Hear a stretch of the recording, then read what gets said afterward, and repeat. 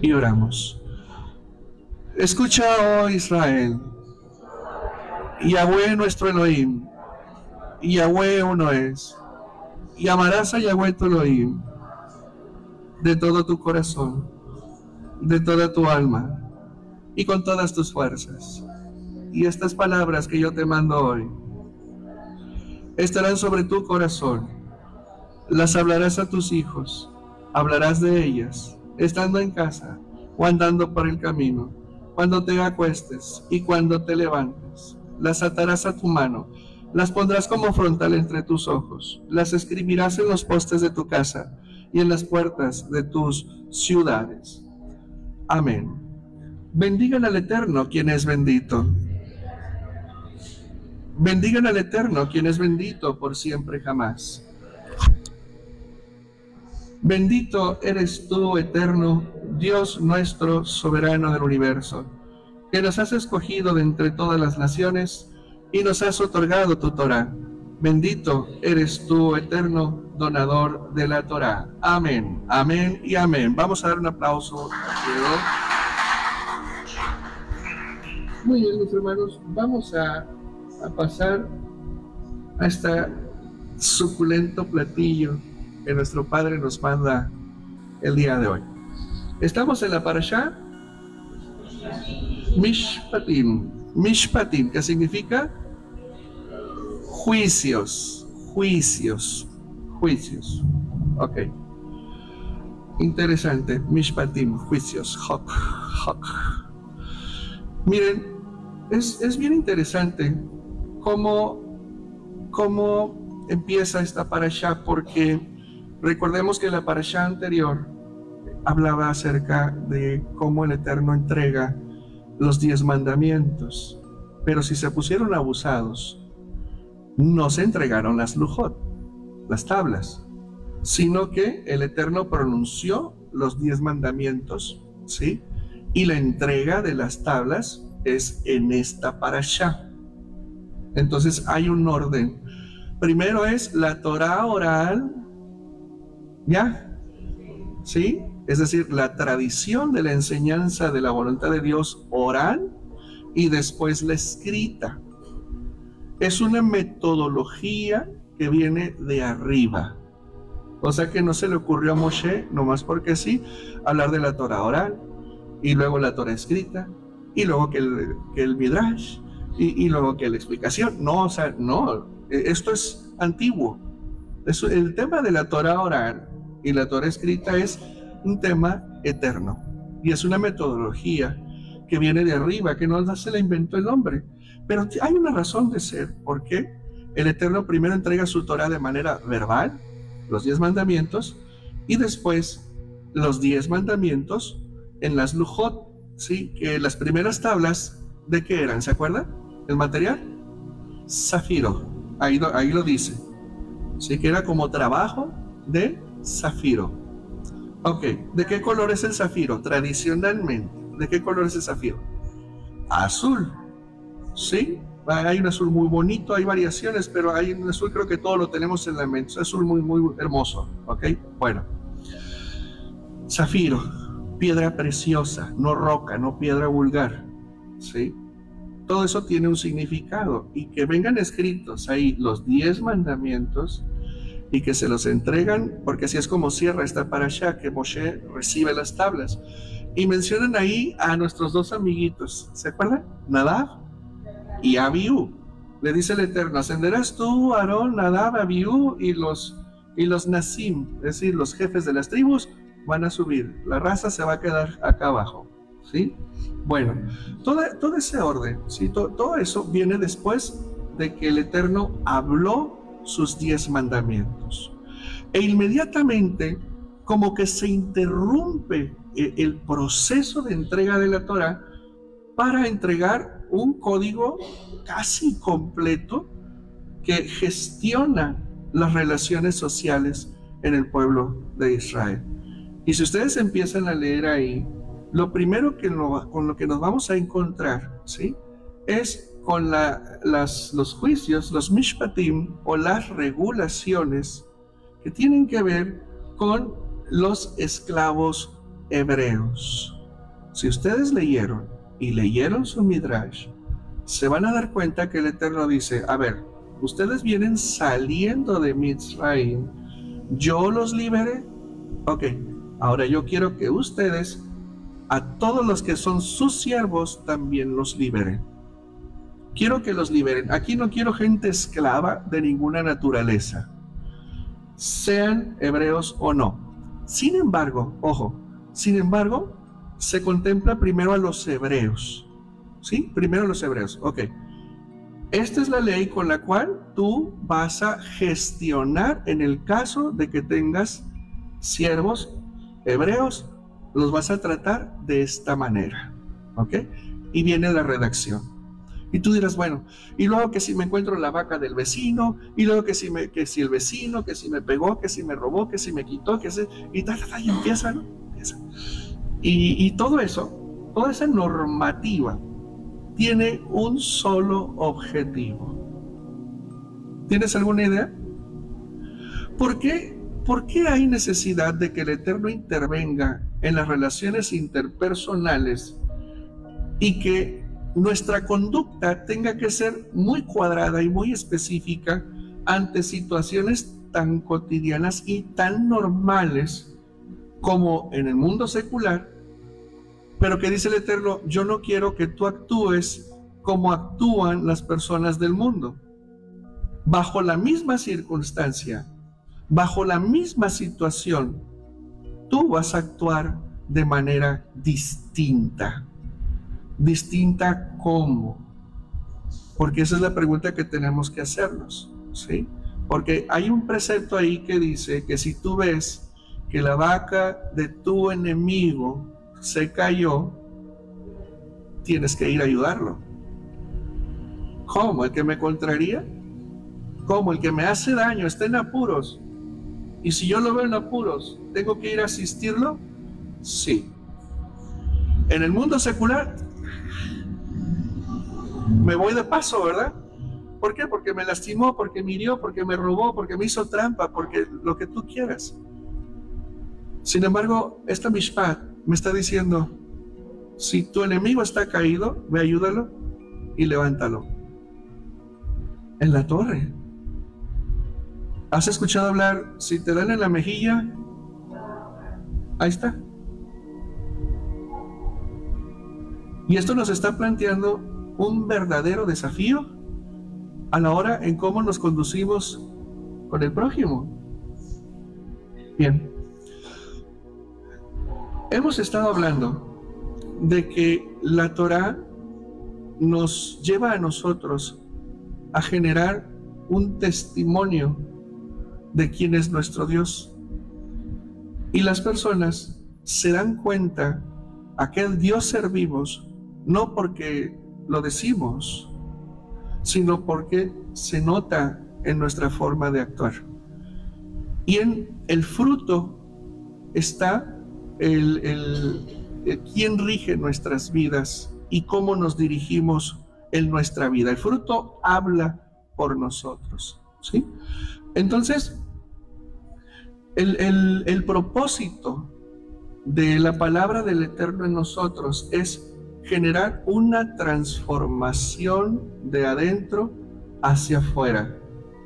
Una transformación en donde las tinieblas se tienen que ir yendo para emerger una persona que poco a poco se va despegando de los malos hábitos, del dominio del instinto natural, una persona que se va despegando del dominio de los condicionamientos que se aprendieron en la casa y que están mal, y que cada vez está cobrando mayor conciencia de esos condicionamientos en la forma de hablar, en la forma de tomar decisiones, en la forma de conducirlos, y abandonarlos y adquirir lo que la Torá me pide a mí que yo haga.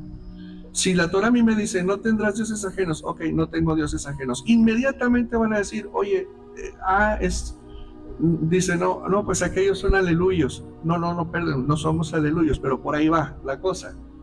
¿Sí? Oye, que guardamos el Shabbat, es que son judíos. Bueno, ahí más o menos, ahí va, ¿sí? La gente se da cuenta. Sí, oye, pues pasan por tu casa, oye, todos los viernes pasamos por ahí y vemos unas lucecitas. ¿Qué es eso? Entonces, es que, bueno, es un mandamiento, les explicas y empieza la diferencia. Entonces, el testimonio empieza a emerger, ¿sí? Tu rostro, tu forma de expresarte, tu forma de vivir, tu forma de ser y estar en este mundo empieza a transformarse. Y eso habla por sí solo de un testimonio sin que tú abras la boca. ¿Sí me explico? Y la gente se da cuenta, la gente lo observa, la gente lo capta. Y es cuando dicen, ¿por qué haces esto? ¿Cómo le haces para eso? Oye, ¿por qué tú no esto? Oye, y empieza la atracción, ¿sí? Por lo que tú haces. Ahora bien, estamos hablando de que hay una percepción del poder transformador de Dios en tu vida a nivel personal, a nivel individual, pero además ese testimonio no solamente permea a la corta vista de las personas que te observan, sino que también tu forma de ser y estar en este mundo empieza a impactar en el colectivo donde tú te desenvuelves, porque los primeros que impacta es a tus cercanos, a tu familia, a tu esposo, a tu esposa, a tus hijos, pero eventualmente se nota, los vecinos empiezan a notarlo. ¿Por qué? Porque tú no dejas el coche mal estacionado, porque tú no invades el espacio del vecino, ¿sí? Porque tú no llegas en la madrugada con el estéreo a todo volumen y se empiezan a dar cuenta y oye, el vecino aquel que ordenado es, ¿sí? Se empiezan a dar cuenta que estás tú el domingo en la mañana regando y pasa la gente como burros sin decir buenos días y tú dices buenos días y no te contesta, pues buenos días, ¿sí? No pasa nada. Y después los de la otra cuadra, y después los del semáforo, y después los que están haciendo fila contigo en el semáforo, y después los que hacen fila en el pago de servicios. ¿Por qué? Porque te comportas de manera diferente. Se le cayó el recibo a una señora, te agachas y se lo das. Entras a un lugar, buenos días, buenas tardes, buenas noches, una sonrisa, das una sonrisa, traes luz, compartes esa luz, traes alegría, traes gozo en tu corazón, y la gente anda amargada en el día, anda amarilla de amargura en el día. Entonces te ven a ti y dices, ay, ¿qué trae? Entonces quiero que entiendan que la manera de ser y estar en este mundo llega a impactar tanto en lo individual, en el corto alcance, como también en lo colectivo. A ese nivel, por eso la Torá toma en cuenta prácticamente cualquier aspecto de la vida social en la que nos desenvolvemos todos nosotros. Las relaciones laborales, las relaciones, todas las que podamos tener, sociales, de toda naturaleza. De tal suerte que nosotros debemos de tener un alto nivel de desempeño civil. ¿Han escuchado ustedes hablar del concepto valor civil? ¿Sí? Ahí entran muchos aspectos, ¿sí? La educación, la civilidad, la amabilidad, la condescendencia, la empatía, el sentido del derecho, ¿sí? El sentido de justicia, ¿sí? Esa ocupación por el bienestar generalizado de las personas. Todo ese tipo de cosas empiezan a emanar de nosotros hacia el exterior, sean personas creyentes como nosotros o no. ¿Me explico? Entonces, ¿a dónde nos lleva esto? Se oye curioso, pero pónganle aceite a la frase. Nos hace moral y éticamente superiores a la gente que anda afuera. La gente que anda allá afuera le pesa mucho ya dar los buenos días. Parece que tiene la boca pegada. Sí, ya la gente ya no tiene cortesía. Los jóvenes son maleducados, nacos, no quieren saludar, ¿sí? De veras que indecentes, inapropiados, maleducados. Es una cosa de no creerse, ¿sí? Y les tienen que rogar para que les den los buenos días. ¿Por qué? ¿Qué está pasando? Que está ocurriendo una degradación de los valores civiles y sociales, pero la velocidad con la que esta degradación se está dando es vertiginosa. Es acelerado el nivel de degradación tan grande que hay en la sociedad. Y lo estamos viendo ahorita. Le decía a uno de mis hermanos de sangre, y le comentaba a otro de nuestros hermanos de la congregación, incluso le decía a Dulce, no sé si sea el cambio generacional. Digo que yo entiendo que las cosas cambian, lo comprendo, cambia, pero se supone que las cosas deben de cambiar para mejorar, pero no para empeorar. Y la verdad que pues tú escuchas la música de hoy, te da rasquera la oreja. O sea, no puede ser. No puede ser lo que está ocurriendo con las artes, la filmografía, la música, las artes plásticas, las artes clásicas. Es una cosa que no se puede creer. O sea, impresionante. Y en todos los niveles. Y si eso es ahorita, imagínense nuestros nietos, ¿qué les va a tocar? Ya no se ven en las calles las parejas románticas. A mí me tocó todavía eso, agarrados de la mano, jugueteando, empujándose, así todo. Y ahora ya no se ve eso.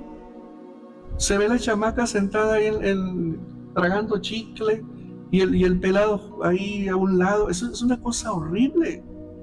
Hasta eso se ha llevado a un punto tan nefasto que digo, mis hijos van a lidiar con esto. Tenemos que prepararlos. Los valores y la moral de la Torá son inamovibles. Esos no cambian. Esos permanecen.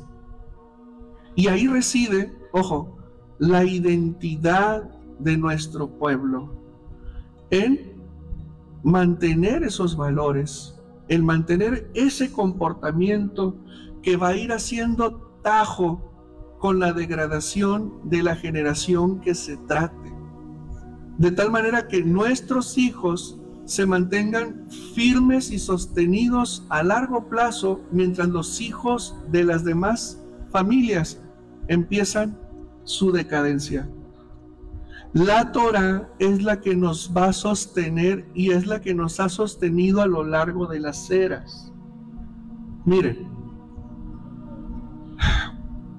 Israel ha permanecido por miles de años gracias a la Torá. Sobrevivimos a Mitzrayim. Sobrevivimos a la invasión y al desarraigo de Babilonia, Persia, Asiria, Grecia, Roma, España, los nazis. Y seguimos. Y no hay nazis, y no hay la España medieval, y no hay asirios, y no hay persas, y no hay babilonios, y no hay egipcios, pero hay Israel. ¿Qué es lo que nos ha sostenido? Los valores, la moral y la ética de la Torá, que son valores eternos. Y eso es lo que nos da la identidad. Por eso es importante llevar esto al punto de nuestras relaciones sociales. ¿Ok? Entonces, es bien interesante cómo la Torá me está diciendo a mí cómo debo de comportarme. Y si tú leíste, hay muchas cosas ahí con las cuales no estamos muy de acuerdo. No nos gustan, no nos agradan, pero hay que hacerlo. Hay que hacerlo. No podemos nosotros adherirnos a la mentira, al falso testimonio. No podemos nosotros engarzarnos con el lashon hará contra una persona. No podemos pervertir el juicio. no podemos coludirnos con la mentira, y un montón de normas que están ahí maravillosas que todo mundo lo hace. Como si nada, se enganchan con un comentario falso. No te adherirás a un comentario falso. ¿Sí? Y tantas frases que están ahí. De tal suerte, mis hermanos, que el propósito es, te lo repito, llevarnos a ser dentro de una sociedad en degradación, ser nosotros la reserva moral de Yahweh en este mundo. O sea, fíjate lo que te estoy diciendo. La reserva moral de este mundo es lo que nos lleva a la Torah a ser a nosotros, a ser y estar como un ejemplo de un comportamiento perfecto, de un comportamiento propio, porque santos serán para mí. Es decir, su forma, pongan atención, su forma de comportarse es lo que los distingue de los demás, es lo que los separa de los demás y por lo tanto es lo que los distingue como mi pueblo. Y esa diferencia, mis hermanos, es allá afuera enorme. El sábado les decía, ¿de qué nos diferenciamos nosotros de los demás hermanos de las otras fe? ¿De qué nos diferenciamos? Porque traemos kippah, porque estamos... Pues eso está bien, pero eso es un disfraz si no tiene fondo. Como practicante de Torah, yo tengo que tener Torah allá afuera también, en la tienda, en el súper, cuando voy a las tortillas, yo tengo que tener Torah aquí, en mis manos, en mis actos, en mi comportamiento, en mis respuestas. Yo tengo que tener Torah. De tal manera que el testimonio hable por mí mismo. Y la gente diga, no, hombre, ese señor es confiable, esa señora es confiable, o ese señor siempre trae algo. ¿Sí? Hace unas semanas nos invitaron a cenar unos amigos de Dulce, de su trabajo. Y el esposo es un varón que tuvo una infancia muy sufrida, muy sufrida. Y platicando en la mesa, nos quedamos los dos varones platicando. Y al terminar, créanme, platicamos de todo, menos de cosas espirituales. A los días, la amiga de Dulce le habla, le dice, oiga, Lick, ¿qué pasó? Mi esposo quedó encantado con su marido. ¿Pero por qué? Dice, porque dice que sentía una paz platicar con él, dice que quieren volver a hacer una carne asada para platicar. Y no hablamos de espiritualidad, no hablamos una sola palabra de espiritualidad, no hablamos, solo cosas cotidianas. ¿Por qué? Porque el muchacho no es creyente, pero él captó algo que nos da el Eterno a nosotros, que es el testimonio, sin que uno tenga que hablar, de la luz que nos acompaña. Entonces, eso es lo que ustedes tienen que hacer también. Ser personas con un comportamiento y un desempeño civil superior al del estándar allá afuera. ¿Sí? Acuérdense, cuando estábamos en la escuela, la generación y mi generación, que entraba el maestro, nos teníamos que parar todos en el pupitre así paraditos.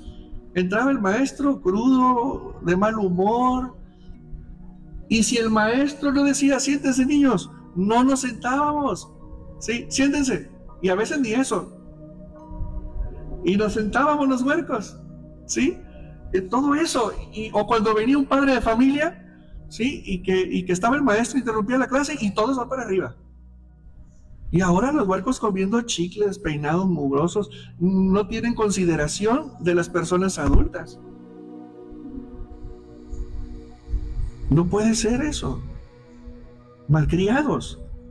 Pero pues todo empieza en casa. Entonces, mis hermanos, Mishpatim nos lleva a ser personas de un nivel moral y ético mucho mayor y superior al de afuera. Nuestro desempeño tiene que ser mayor. No solamente es en mi desarrollo personal individual, no solo es con el matrimonio, con los hijos, sino allá afuera. Tiene que haber un testimonio de ti, de quién es tu Dios. ¿Ok?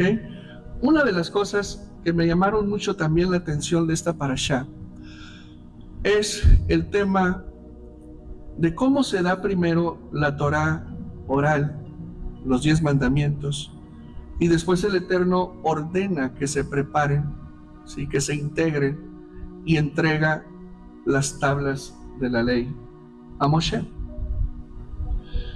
Lo interesante de esto es que tenemos que preguntar ¿por qué lo hizo así el Eterno? ¿Por qué primero oral y después de manera escrita? Tú tienes que preguntártelo. ¿Te acuerdas las condiciones en cómo se dijeron los 10 mandamientos? Porque si tú te acuerdas, los primeros 2 salieron de la boca de Elohim. Y los otros 8, ¿sí? Elohim se los dijo a Moshe y Moshe los repitió, ¿sí? A sonido de shofar y truenos y todo. Pero los primeros 2 los oyeron todo mundo. Y los demás los oyeron de la boca de Moshe. ¿Cuál era el propósito? ¿Cuál era el propósito de primero escuchar para después verlos escritos? ¿Saben por qué es ese orden? Porque de la manera en cómo la persona cree más es oyendo. ¿Sí? Hay una frase que el rabino Shaulo rescata de ese momento y dice él que la emuná es por él. La fe es. La fe tiene lugar. La fe emerge. La fe se despierta cuando oyes. Ojo, no cuando lees. No cuando escribes. Ojo, no cuando hablas. La fe se enciende, la fe se despierta cuando oyes. Tiene un fuerte impacto cuando una idea, una frase, tú la escuchas, ¿sí? Y te atreves a dar el voto de confianza y crees en ella, la fe empieza a trabajar. Ahora, ¿qué es la fe? ¿Qué es la fe? La certeza de lo que se espera. Así es. Entonces la fe está relacionada con lo invisible y con lo futuro. La certeza de lo que se espera. La convicción de lo que no se ve. De lo que no se ve. A ver, vamos a juntarlos. La fe es por el oír. ¿Qué es la fe?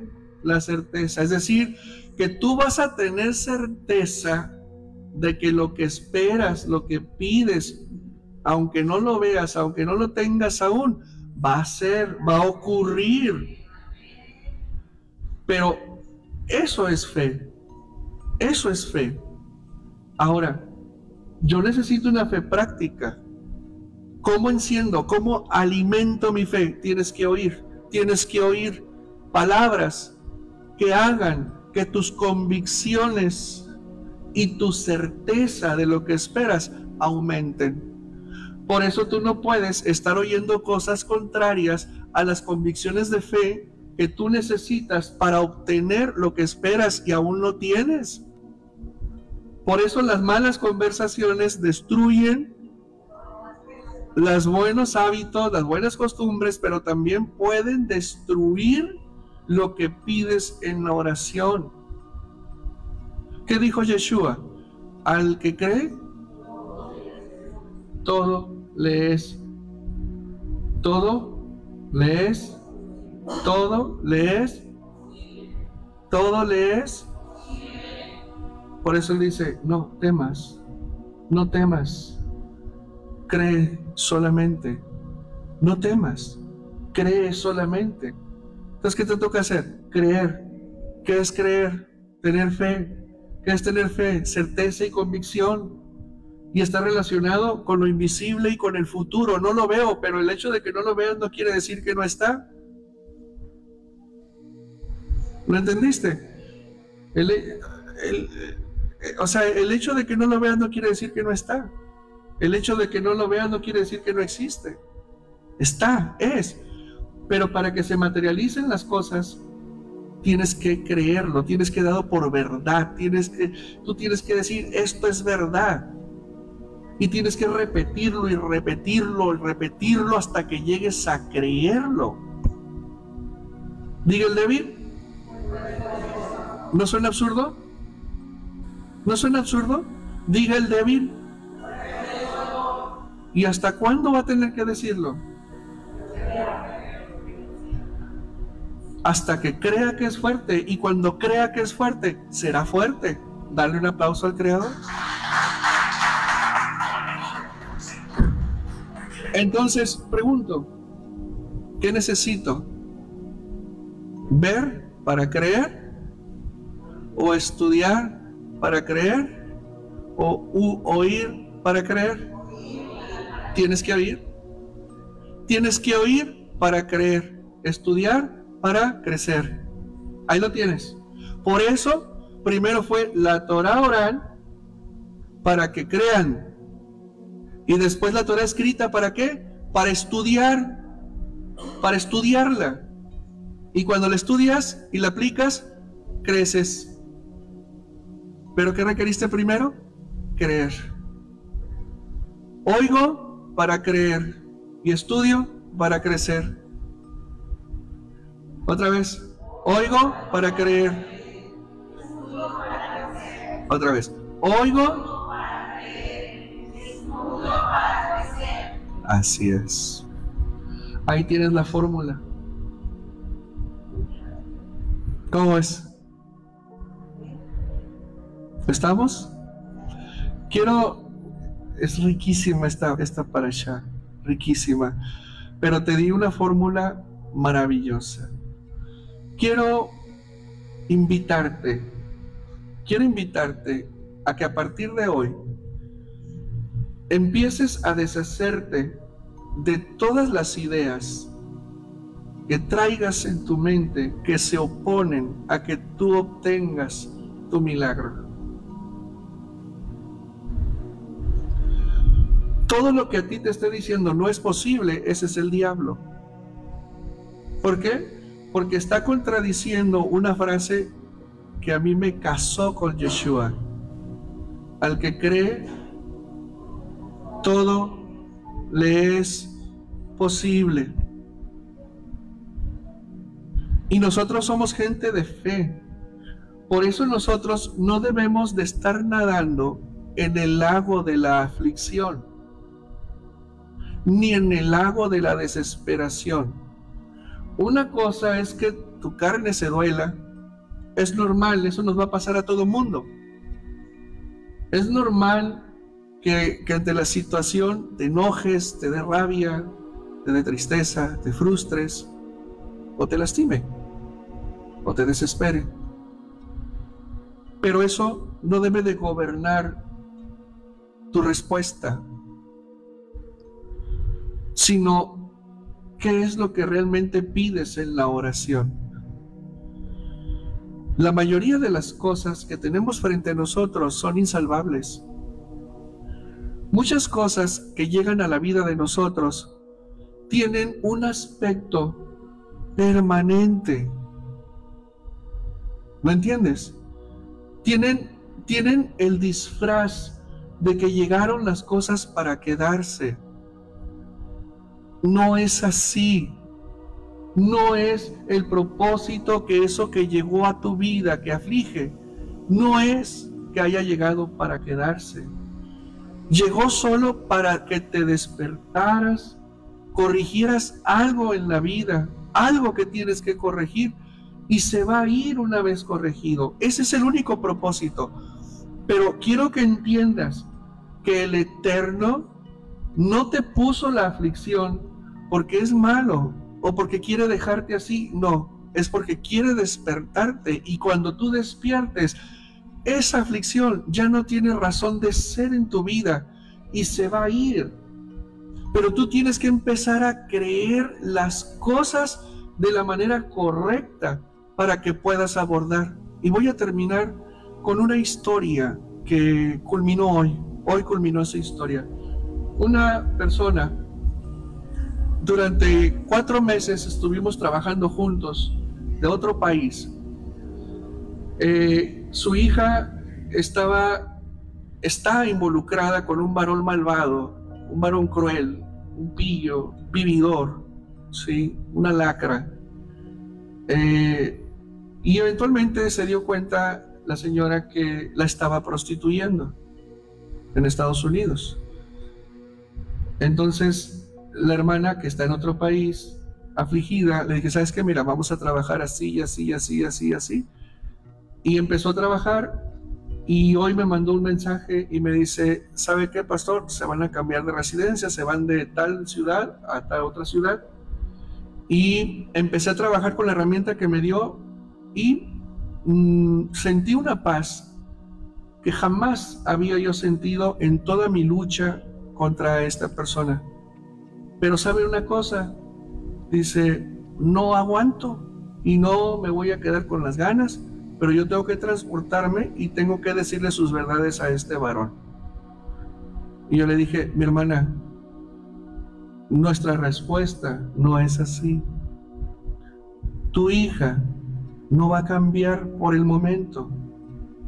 Tu hija está enamorada de ese varón. Tu hija está corrompida por ese varón. Y tú vas a regresarte a tu país llorando, frustrada, enojada, y peor de cómo vas a salir ahorita, porque te vas a dar cuenta de muchas más cosas, y al final tu hija va a seguir queriendo seguir así, y no es la forma de pelear. Y me dice, pues lo siento, pero yo así lo voy a hacer.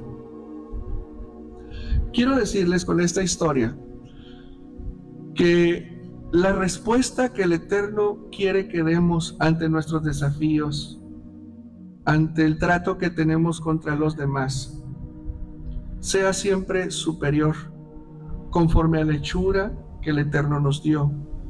¿Por qué? Porque esa respuesta que vamos a dar, esa forma de comportarnos, o esa iniciativa al accionar ante una situación, conforme a la del Eterno, es la que nos hace dignos, porque practicar su voluntad nos regresa la dignidad de ser llamados hijos de Elohim, porque hemos retornado a la obediencia y al patrón de conducta homologado en la Torá por él, y la forma de actuar así es la que nos da dignidad y es la que nos lleva al centro de su voluntad, a operar nuestra vida con dignidad. En otras palabras, obedecer la voluntad del Eterno nos hace dignos y nos hace vivir, es decir, ser y estar en este mundo conforme a la altura, a la hechura que Él nos dio, a su imagen y a su semejanza. Lo que quiero decirte, una respuesta de enojo, de ira, tristeza, depresión, frustración y todas esas respuestas negativas son respuestas que nos llevan a vivir por debajo de nuestra dignidad, porque no merecemos estar tristes, no merecemos estar enfermos, no merecemos mentir, no merecemos la avaricia, no merecemos ser murmuradores, no merecemos ser mentirosos, no merecemos padecer pobreza, miseria, ruina, no merecemos comportarnos con agresividad, con violencia, porque todo eso es indigno de nosotros. Todo eso nos rebaja nuestra esencia y nos hace seres comunes como los que andan allá afuera. Esto que te estoy describiendo y que nos lleva a vivir de manera indigna, que es inapropiado a nuestra esencia y que nos mete en sufrimiento, todo eso es lo que se llama el mundo de las cáscaras, y son cáscaras y son adherencias en nuestro carácter que dañan la mente, que dañan el corazón, que dañan tu relación con el Eterno, dañan tu relación contigo mismo, tu relación con el prójimo, quien sea cualquier categoría, y tu relación con el entorno. Por eso el Eterno nos entrega una colección completa de Mishpatim para que entendamos que hay que comportarnos de una manera muy específica y muy precisa y muy por encima del estándar de la sociedad contemporánea en la cual nos encontramos. Si nos apegamos a ello, vamos a conservar la identidad del pueblo de Elohim.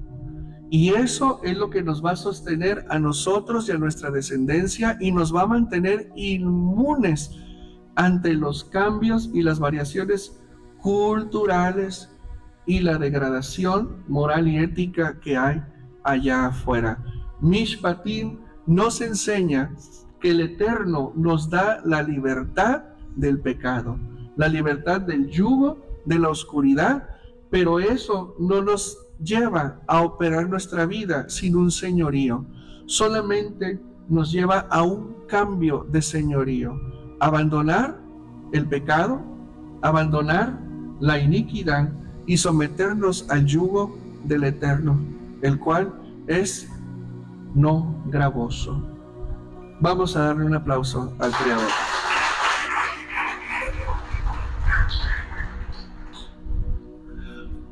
Padre, en el nombre poderoso de tu Hijo Yeshua HaMashiach, te damos las gracias, mi Señor, por esta semilla de conciencia y de despertar que pones en nosotros.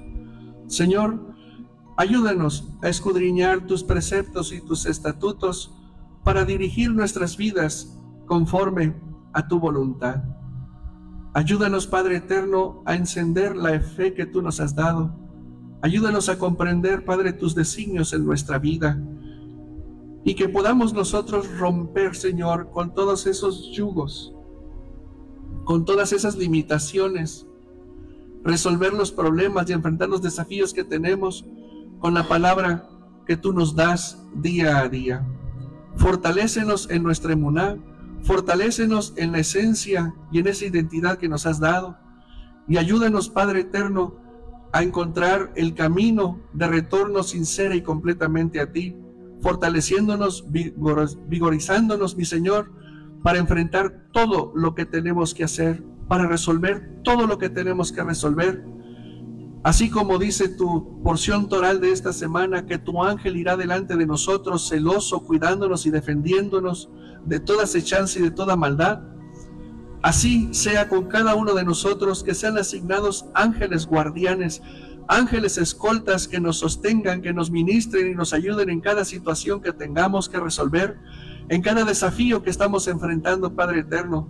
Y no te olvides de nuestra descendencia y de nuestro linaje, los cuales los consagramos y los pusimos en tus manos semanas atrás, y que sea así para siempre. En el nombre poderoso de Yeshua HaMashiach te lo pedimos, mi Señor. Amén, amén y amén. Dale un aplauso al Creador. Mis hermanos, nos vemos el día de mañana. Hashem les bendiga y les dé una noche muy, muy bendecida. A descansar. Y nos vemos mañana en punto de las 11.